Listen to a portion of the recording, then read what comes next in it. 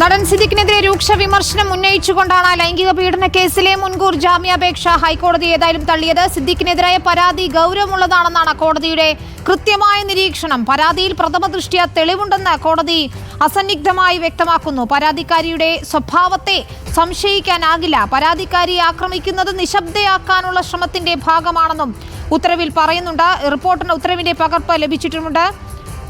സായ്കുമാർ ചേരുന്നു ന്യൂസ് ഡെസ്കിൽ നിന്ന്. സായ്കുമാർ, നേരത്തെ സൈഫുന്നിസ ചൂണ്ടിക്കാണിച്ച കാര്യമുണ്ട്. സമൂഹത്തിലെ ഉന്നത സ്ഥാനത്തിരിക്കുന്ന സെലിബ്രിറ്റി ആയിട്ടുള്ള ഒരാളാണ്. അദ്ദേഹത്തെ ലൊക്കേറ്റ് ചെയ്യുന്നതിൽ പോലും അന്വേഷണ സംഘത്തിന് വീഴ്ച പറ്റിയിട്ടുണ്ട് എന്നുള്ളതാണ്. കാരണം മുൻകൂർ ജാമ്യാപേക്ഷ തള്ളിയതിന് പിന്നാലെ മാത്രമാണ് സിദ്ദിഖിനായി തിരച്ചിൽ നടത്തുന്നതിലേക്ക് കടന്നത്. ഇപ്പോൾ എന്താണ് സിദ്ദിഖിന്റെ നീക്കങ്ങൾ എന്ന് മനസ്സിലാക്കാൻ സാധിച്ചിട്ടുണ്ടോ? അദ്ദേഹത്തിന്റെ അഭിഭാഷകൻ ഉൾപ്പെടെ വ്യക്തമാക്കുന്ന കാര്യങ്ങൾ എന്താണ്? സിദ്ദിഖ് എവിടെയെന്നതിൽ കൃത്യമായ വിവരങ്ങളില്ല. പക്ഷേ നിയമ നടപടികൾ, തുടർ നീക്കങ്ങൾ എന്താണ് എന്നതിനെ കുറിച്ച് എന്തെങ്കിലും സൂചനകൾ ലഭ്യമാകുന്നുണ്ടോ? വിനിത, ഇതുവരെ സിദ്ദിഖ് എവിടെയാണെന്ന് സംബന്ധിച്ച് വ്യക്തമായൊരു സൂചന അന്വേഷണ സംഘത്തിന് കിട്ടിയിട്ടില്ല എന്ന് തന്നെ വേണം മനസ്സിലാക്കാൻ. സിദ്ദിഖിനായി പലതരത്തിൽ വലവിരിച്ചിട്ടുണ്ട് പോലീസ്. തിരുവനന്തപുരത്ത് നിന്നുള്ള പ്രത്യേക അന്വേഷണ സംഘം തന്നെ ഇങ്ങോട്ടേക്ക് തിരിച്ചിട്ടുണ്ട് എന്ന് തിരുവനന്തപുരത്ത് നിന്ന് റിപ്പോർട്ട് ചെയ്യുന്നു. ഏതു വിധേനയും വളരെ പെട്ടെന്ന് സിദ്ദിഖിനെ അറസ്റ്റ് ചെയ്യുക എന്നതിലേക്കാണ് ഇപ്പോൾ പോലീസ് ഒരുങ്ങുന്നത്. സുപ്രീം കോടതിയിലേക്ക് സിദ്ദിഖിന്റെ ഹർജി എത്തും മുമ്പ് അറസ്റ്റ് വേണം എന്നുള്ളതാണ് പ്രത്യേക അന്വേഷണ സംഘത്തിന് ലഭിച്ചിട്ടുള്ള നിർദ്ദേശം. ആ രീതിയിൽ തന്നെ പോലീസ് ഇപ്പോൾ സിദ്ദിഖിനായി വല വിരിച്ചിട്ടുണ്ട്. സിദ്ദിഖ് എത്താൻ സാധ്യതയുള്ള ഇടങ്ങളിൽ, അദ്ദേഹത്തിന്റെ വസതികളിലൊക്കെ നേരത്തെ തന്നെ പോലീസ് നിരീക്ഷണം ഏർപ്പെടുത്തിയിരുന്നു. പക്ഷേ സിദ്ദിഖ് അവിടെയെങ്ങുമില്ല. ഇത് മുൻകൂട്ടി അറിഞ്ഞ് കോടതിയിൽ നിന്ന് മുൻകൂർ ജാമ്യാപേക്ഷ തള്ളിയാൽ എന്ത് ചെയ്യണം എന്നുള്ള കൃത്യമായ പ്ലാനിങ് സിദ്ദിഖ് നടത്തിയിട്ടുണ്ട് എന്ന് വേണം മനസ്സിലാക്കാൻ. അദ്ദേഹത്തിന്റെ ഫോൺ ഈ കോടതി നടപടികൾക്ക് ശേഷം സ്വിച്ച് ഓഫ് ചെയ്യപ്പെട്ടിരിക്കുന്നു. അദ്ദേഹം എവിടെയാണ് എന്നത് സംബന്ധിച്ച ഒരു സൂചനയുമില്ല. വളരെ വേഗം ലുക്കൌട്ട് സർക്കുലറൊക്കെ പുറത്തിറക്കിയിരുന്നു. പക്ഷേ എവിടെയും സംസ്ഥാനം വിട്ടോ രാജ്യം വിട്ടോ സിദ്ദിഖ് പോകാതിരിക്കാൻ പഴുതടച്ച നീക്കം പോലീസ് നടത്തിയിട്ടുണ്ട്. പക്ഷെ അത് എല്ലാം നടത്തിയിരിക്കുന്നത് ഈ ഹൈക്കോടതി ഈ മുൻകൂർ ജാമ്യാപേക്ഷ തള്ളിയതിന് ശേഷം മാത്രമാണ്. ഇന്നലെ വരെ യാതൊരു വിധത്തിൽ പ്രശ്നങ്ങളില്ലാതെ സമൂഹത്തിൽ നിറഞ്ഞു നിന്നിരുന്ന ആളാണ്. ഇന്ന് ഇതിൽ വിധി വരും എന്ന് കോടതി വിധി വരും എന്നുള്ളതും അന്വേഷണ സംഘത്തിന് അറിയാമായിരുന്നു. പക്ഷെ അദ്ദേഹത്തെ കൃത്യമായി ലൊക്കേറ്റ് ചെയ്യുന്നതിൽ പോലീസിന് വീഴ്ച പറ്റിയിട്ടുണ്ട്. അതുതന്നെയാണ് നേരത്തെ നമ്മോട് സംസാരിച്ച അഡ്വക്കേറ്റ് ഹരീഷ് വാസുദേവൻ അടക്കം ചൂണ്ടിക്കാണിച്ച കാര്യവും. ഇത് അറസ്റ്റ് പാടില്ല എന്നോ കസ്റ്റഡിയിലെടുത്ത് ചോദ്യം ചെയ്യരുതോ എന്നോ കോടതി ഒരു ഘട്ടത്തിൽ പോലും പറഞ്ഞിരുന്നില്ല. പക്ഷേ ഈ കോടതി വിധി വരെ പോലീസ് കാത്തുനിന്നു. എന്തിനായിരുന്നു അത്? ഇന്നലെ ഈ വിധി വരും എന്നുള്ളത് പോലീസിന് കൃത്യമായിട്ട് അറിയാമായിരുന്നു. എന്നിട്ട് ഒരു നിരീക്ഷണവും പോലീസിന്റെ ഭാഗത്ത് നിന്ന് ഉണ്ടായിട്ടില്ല. ഇത് രക്ഷപ്പെടുത്താനുള്ള പഴുത് പോലീസ് തന്നെ ഇട്ടുകൊടുക്കുന്ന പോലെ ആയിപ്പോയി എന്നുള്ള വിമർശനം ഒരു വശത്ത് നിൽക്കുന്നു. പക്ഷേ പോലീസിനെ സംബന്ധിച്ച് ഇപ്പോൾ ഏറ്റവും വലിയ വെല്ലുവിളി എത്രയും വേഗം സിദ്ദിഖിന്റെ അറസ്റ്റ് രേഖപ്പെടുത്തുക എന്നുള്ളതാണ്.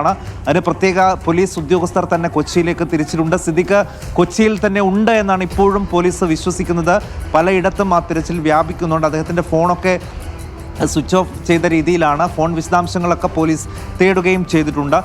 പരാതിക്കാരിയും നേരത്തെ നമ്മോട് സംസാരിച്ചിരുന്നു. അവരും SITയെ സംബന്ധിച്ച് അവർക്കുള്ള വിമർശനങ്ങൾ പറഞ്ഞിരുന്നു. വിമർശനം പറയുക മാത്രമല്ല, നേരത്തെ തന്നെ അത് രേഖാമൂലം DGPക്ക് അടക്കം നൽകുകയും ചെയ്തിട്ടുണ്ട്. അവർ പറഞ്ഞ വളരെ രഹസ്യാത്മകമായിട്ടുള്ള പല കാര്യങ്ങളും പുറത്തുപോയി സാക്ഷികളെ സ്വാധീനിക്കാനുള്ള ശ്രമം, അങ്ങനെ ഗുരുതരമായിട്ടുള്ള പല കാര്യങ്ങളും അവർ ഇപ്പോൾ തുറന്നു പറയുന്നുണ്ട്. അതും DGPക്ക് മുന്നിൽ ഇപ്പോൾ പരാതിയായി എത്തുകയും ചെയ്തിട്ടുണ്ട്. പക്ഷേ സിദ്ദിഖിന്റെ മുൻകൂർ ജാമ്യം തള്ളിയത് അത് സന്തോഷകരമാണ് എന്നവർ പറയുകയും ചെയ്യുന്നുണ്ട്. നമുക്കിതിൻ്റെ കേസ് ഡീറ്റെയിൽസിലേക്ക് പോയാൽ വിനിത, ഇത് 2016 ക്രൂരമായിട്ടുള്ള ഈ ഒരു അനുഭവം ഈ നടിക്ക് ഉണ്ടാകുന്നത്. ഇന്നിപ്പോൾ വിധിപ്പകർപ്പിൽ കൃത്യമായി അതൊക്കെ പറയുന്നുണ്ട്. അങ്ങേയറ്റം മോശമായ രീതിയിലാണ്, അങ്ങേയറ്റം ക്രൂരമായ രീതിയിലാണ് ഈ പെൺകുട്ടിയോട്, ഈ നടിയായ യുവതിയോട് സിദ്ദിഖ് പെരുമാറിയിട്ടുള്ളത് എന്നാണ് യുവതി മൊഴിയിൽ പറയുന്നത്. അവരുടെ മൊഴി വിശദമായി തന്നെ രഹസ്യമൊഴി രേഖപ്പെടുത്തിയിരിക്കുന്നു. അത് പറഞ്ഞ പ്രകാരം പോലീസ്, കന്റോൺമെന്റ് പോലീസ് തന്നെ വിശദമായ പരിശോധന നടത്തുകയും ചെയ്തു. ഈ പറഞ്ഞ സ്വകാര്യ ഹോട്ടലിൽ 2016 ജനുവരി 28 ഒരു സിനിമയുടെ പ്രിവ്യൂ ഷോയുമായി ബന്ധപ്പെട്ട് ഈ ഹോട്ടലിലേക്ക് വിളിച്ചു വരുത്തുന്നു. അവിടെ വെച്ച് ഭീഷണിപ്പെടുത്തുന്നു, ബലാത്സംഗം ചെയ്യുന്നു. 2 പ്രധാനപ്പെട്ട കുറ്റങ്ങളാണ് സിദ്ദിഖിന് മേൽ ചുമത്തിയത്. സിദ്ദിഖ് മാത്രമാണ് ഈ കേസിലെ പ്രതി. അങ്ങനെ ആ ഹോട്ടലിൽ അതുമായി ബന്ധപ്പെട്ട പരിശോധന നടത്തുന്നു, രജിസ്ട്രി അടക്കം പരിശോധിക്കുന്നു. ഈ സമയത്ത് സിദ്ദിഖിന് സാഹചര്യ തെളിവ് പ്രകാരം സിദ്ദിഖിന് എതിരായിട്ടുള്ള കാര്യങ്ങളാണ് പോലീസിന് കിട്ടുന്നത്. സിദ്ദിഖ് അവിടെ ഉണ്ടായിരുന്നു എന്നുള്ളതിന് കൃത്യമായിട്ടുള്ള തെളിവ് ലഭിക്കുന്നു. അതൊക്കെ പോലീസ് കോടതിയിൽ സമർപ്പിക്കുകയും ചെയ്തു. ഏകദേശം 10ലധികം തെളിവുകളാണ് സീൽ വെച്ച കവറിൽ പോലീസ് പ്രോസിക്യൂഷൻ കോടതിയിൽ സമർപ്പിച്ചത്. ഓണാവധിക്ക് മുൻപ് തന്നെ അതിൻ്റെ വിശദമായ വാദപ്രതിവാദങ്ങൾ നടന്നിരുന്നു. ഇപ്പോൾ ഓണാവധി കഴിഞ്ഞ ശേഷം ഇന്നാണ് അതിൽ വിധി പറഞ്ഞിട്ടുള്ളത്. 2016 ഈ സംഭവം സംഭവിക്കുന്നു. 2019 ഇങ്ങനൊരു അനുഭവം, മോശം അനുഭവം സിദ്ദിഖിൽ നിന്നുണ്ടായെന്ന് ഈ പെൺകുട്ടി തന്നെ സമൂഹ മാധ്യമം വഴി പറഞ്ഞതാണ്.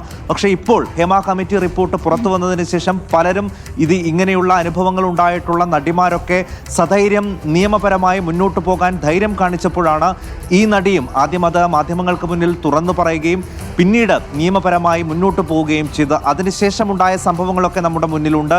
സിദ്ദിഖ് AMMയുടെ ജനറൽ സെക്രട്ടറി പദം പോലും രാജിവെക്കേണ്ടി വരുന്നു.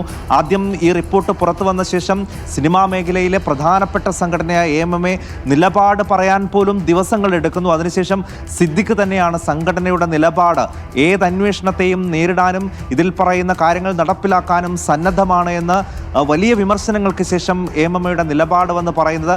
അത് പറഞ്ഞ് ദിവസങ്ങൾക്കുള്ളിൽ തന്നെ അദ്ദേഹത്തിന് രാജിവെച്ച് പുറത്തു പോകേണ്ടി വരുന്നു. പിന്നീട് ആ കമ്മിറ്റി തന്നെ പുറത്തു പോകേണ്ടി വരുന്നു. അങ്ങനെ വലിയ കോളിളക്കമാണ് ഇക്കഴിഞ്ഞ ദിവസങ്ങളിലൊക്കെ ഉണ്ടായത്. ഇപ്പോൾ അതിൻ്റെ ഒരു ക്ലൈമാക്സിലേക്ക് പോകുന്നു. സിദ്ദിഖ് മറ്റ് പരാതി ഉന്നയിക്കപ്പെട്ട ആരോപണ വിധേയരായ എല്ലാവർക്കും മുൻകൂർ ജാമ്യം ലഭിക്കുമ്പോൾ സിദ്ദിഖിൻ്റെ മുൻകൂർ ജാമ്യം തന്നെ തള്ളപ്പെടുകയാണ്. അത് തള്ളിക്കൊണ്ട് വളരെ ഗൗരവമായിട്ടുള്ള കാര്യങ്ങളാണ് ഇന്ന് ഹൈക്കോടതി പറഞ്ഞിട്ടുള്ളത്. ഒരു കാരണവശാലും പരാതി എന്തുകൊണ്ട് വൈകി എന്നുള്ളത് ഒരു കുറ്റമല്ല, ഒരു തെറ്റല്ല. എപ്പോൾ പരാതി ഉന്നയിക്കുന്നു എന്നുള്ളതല്ല, ആ പരാതിയിൽ പറയുന്ന കാര്യങ്ങൾ, അതിൽ ശേഖരിക്കുന്ന തെളിവുകൾ, അതൊക്കെയാണ് അത് തന്നെയാണ് സായികുമാർ അതിലെ ഏറ്റവും സുപ്രധാനമായ കാര്യവും.